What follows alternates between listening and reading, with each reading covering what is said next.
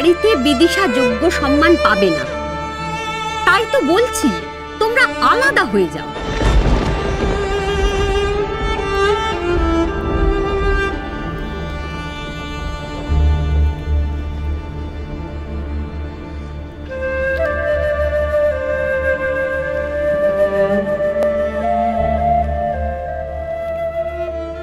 মা, বল। তোমার চোখে জল কেন? এই দেখো, আমার চোখে কি এই প্রথম তুই জল দেখলি রে?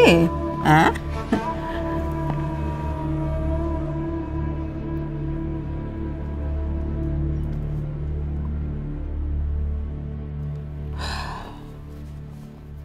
ধুনো দিতে গিয়ে তো রোজই চোখে জল আসে।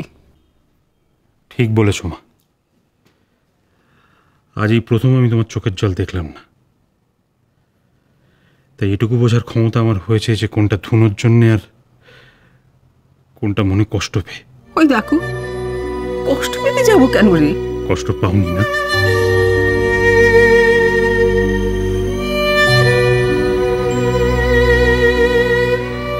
আমাকে ছুঁয়ে সত্যি কথা বলো তো, তুমি কষ্ট পাও না? বড় খোকা, মনের অগোচরে পাপ নেই। আমার মনে আমি জানি আমি কোনো দোষ করিনি। বড় বৌমা, মেজে বৌমা, ছোট বৌমা সবাইকে আমি সমানভাবে দেখেছি। আমার ঠাকুর জানেন। আমিও জানি মা, আমিও জানি। আমার কেমন ভয় করছে রে বড় খোকা। আমার বড় ভয় করছে। কেমন মনে হচ্ছে যেন এ বাড়িতে আবার একটা ঝড় উঠবে। এমনিতে যত পুজো এগিয়ে আসে তত যেন মনে হয় আবার কি হারাবো। কিচ্ছু হবে না, কিচ্ছু হারাবে না মা। আমি তোমাকে বলছি, এবারে কিচ্ছু হবে না, তুমি দেখো। যত সহজে কথাটা বলছিস, আমি যে মনকে তত সহজে বোঝাতে পারছি না। কেন এত ভাবছো তুমি? কেন এত ভাবছো? তুমি যে দরজার বাইরে থেকে বিদিশার মার কথাগুলো শুনেছো, আমার কথাগুলো তো শুনেছো। উড়িয়ে দাও মা, বিদিশার মার কথাগুলো তুড়ি মেরে উড়িয়ে দাও, যেমন আমি উড়িয়ে দিয়েছি। কি করে উড়িয়ে দেবো বড় খোকা? এর বিন্দু বিসর্গ যদি জজ সাহেবের কানে যায়, মানুষটা শেষ হয়ে যাবে। জীবনে তো তিনি কখনো এমন করে ভাবেননি। আমি তো তাকে চিনি। আমার বায়না, আমার জেদ বজায় রাখার জন্যে নিজের কষ্টটা কখনো মুখ ফুটে বলেননি। এমনকি পরিহার আবার যন্ত্রণাও কখনো প্রকাশ করেননি। যত পুজো এগিয়ে আসতে থাকে আমি জানি মানুষটা তত ভেতর গুমড়োয়। এখন যদি এইসব কথা তিনি শোনেন। কেন শুনবেন? হ্যাঁ বাবা, কেন শুনবেন? কেন শুনবেন বাবা? তুমিও শুনো না আর বাবাও শুনবেন না? তা হয় না বড় খোকা, তা হয় না।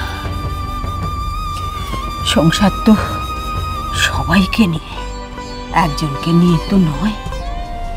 সেখানে সকলের কথা ভাবতে হয়, শুনতে হয়। তুই এক কাজ কর বড় খোকা, আমি বলি কি, তুই সামনের মাস থেকে না টাকাটা কমিয়ে দিস। আমি সামলে নেব মা। আমি কম টাকায় চালিয়ে নেব, কিন্তু তোকে ছাড়া চালাতে পারবো না রে। সংসারটা আলাদা হতে দিস না বাবা। তুমি তো আমাকে সংসার থেকে আলাদা করে দিতে চাইছো মা।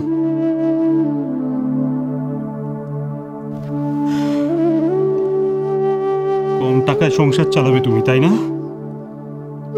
আমি মাসে মাসে কম টাকা দেবো তোমাকে, শুধু নিজের খরচটা দেবো তোমাকে, তাই তো?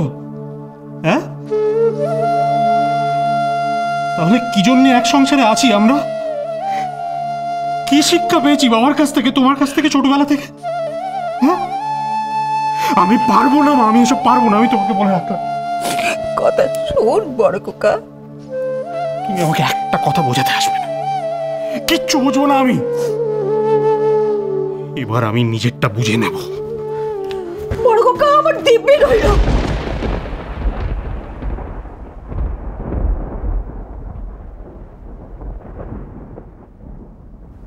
তুই তো শাশুড়ির সঙ্গে কোনো দুর্ব্যবহার করবি না। মা, তুমি ওনার জন্য আমাকে দিব্যি দিচ্ছ? ভুলে যাসনি, উনি তো শাশুড়ি মা। সে শিক্ষাও কিন্তু আমি তোকে দিইনি বড় খোকা। তিনি যেন তার যোগ্য সম্মান পান। কাদের জন্য এসব চিন্তা ভাবনা করছো মা? তোমার এই ভাবনার মূল্য ওরা দিতে পারবে না। চাইনে মূল্য চাইনে, মূল্য বোধটা যেন ঠিক থাকে। আমি আমার নিজের জায়গায় ঠিক থাকবো, ব্যাস।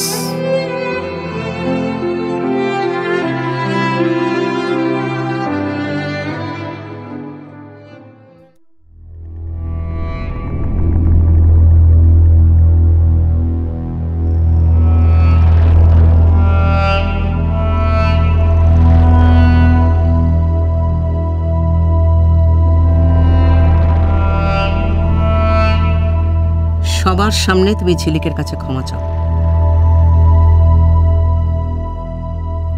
এবার যাও, ঝিলিককে জড়িয়ে ধরে ওর সঙ্গে বন্ধুত্ব করে নাও।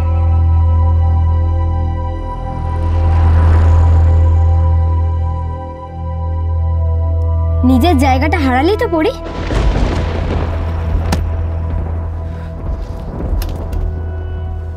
অনেক তো কথা বলেছিলিস পড়ি, ওই মেয়েটাকে জব্দ করা নাকি তোর বা হাতের খেল। কি বলেছিলিস না?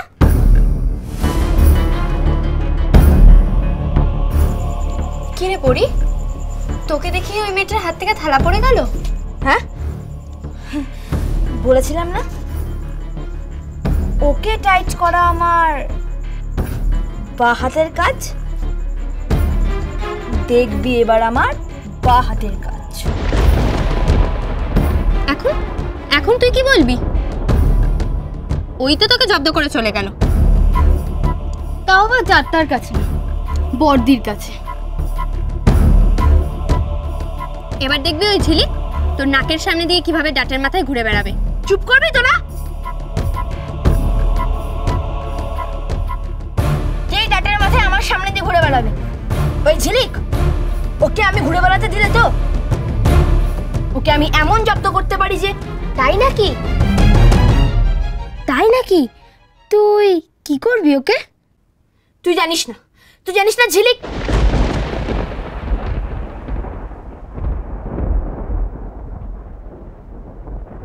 কি ঝিলিক? কি কিছু না। ওকে যদি আমি এখান থেকে না তাড়িয়েছি তাহলে আমার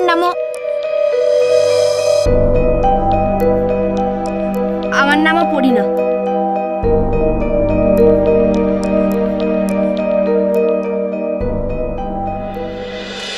তোমায় ছাড়া ঘুম আসে না। চলো চলো চলো চলো চলো পাল্টাই।